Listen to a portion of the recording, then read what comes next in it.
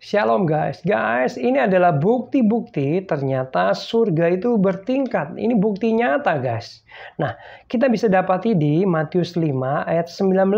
Saya akan bacakan. Karena itu, siapa yang meniadakan salah satu perintah hukum Taurat, sekalipun yang paling kecil, dan mengajarkannya demikian kepada orang lain, perhatikan ini, ia akan menduduki tempat yang paling rendah di dalam kerajaan surga.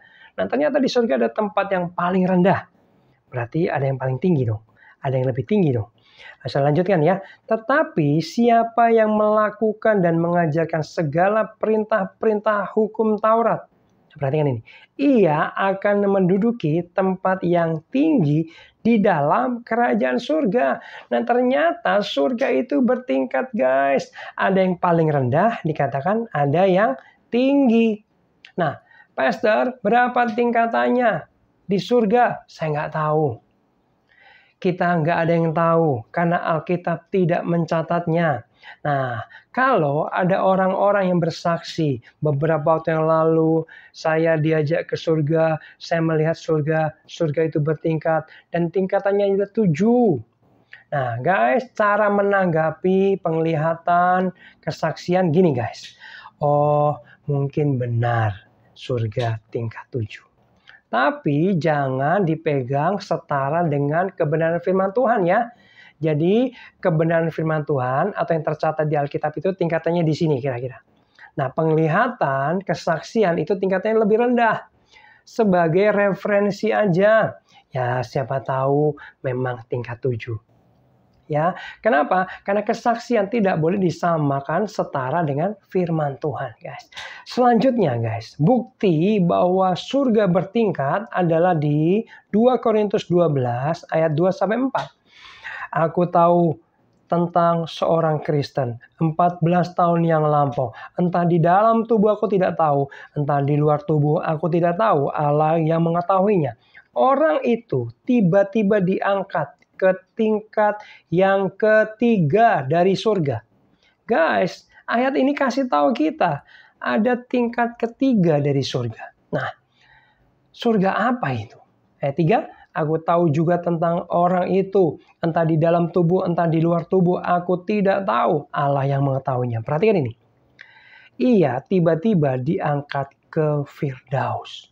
Dan ia mendengar kata-kata yang tak terkatakan, yang tidak boleh diucapkan manusia. Guys, ternyata surga tingkat 3 itu bernama Firdaus. Pak, surga tingkat 1 dan 2-nya mana? Saya nggak tahu, nggak ada yang tahu karena Alkitab tidak kasih keterangan. Ya, nah guys, yang pasti surga itu bertingkat. Mungkin ada yang bilang, Pastor Jimmy, kok Tuhan membuat kasta-kasta, tingkatan-tingkatan? Emang Tuhan membeda-bedakan yang di sana? Tuhan emang nggak adil di sana? Nah, gini guys jawabannya. Tahu nggak kenapa ada tingkatan yang berbeda-beda di surga? Karena bukan pilih kasih, melainkan kita ini akan dibalas menurut perbuatan masing-masing. Ayatnya ngomong gini, Wahyu 22 ayat 12.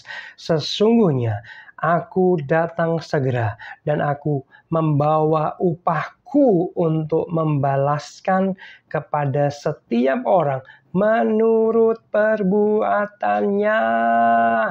Jadi jelas banget surga itu bertingkat karena kita akan diadili menurut perbuatannya. Semakin banyak kita berbuat baik, berbuat kasih, menolong orang, menyumbang yang memerlukan, maka tingkatan kita akan lebih tinggi dan semakin tinggi. Tapi kalau kita jarang berbuat kasih, berbuat kebaikan, ya kita mungkin masuk surga, tapi hanya di tingkat yang biasa atau bawah. Itu pun sudah bersyukur masuk surga. Tapi guys, perlu saya garis bawahi, untuk masuk surga itu bukan karena perbuatan baik. Jadi perbuatan baik itu untuk menentukan tingkatan di surga. Tapi untuk masuk surganya, kita perlu percaya dan menerima Yesus sebagai Tuhan dan Juru Selamat. Katakan amin. Gak ada cara lain untuk masuk surga.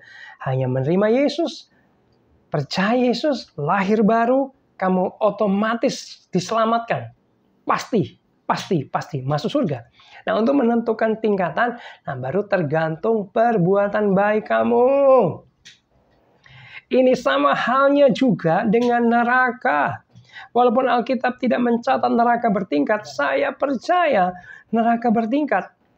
Karena sama guys, manusia itu akan diadili menurut perbuatan mereka. Jadi gini, orang-orang yang tidak percaya Yesus, mereka akan masuk neraka.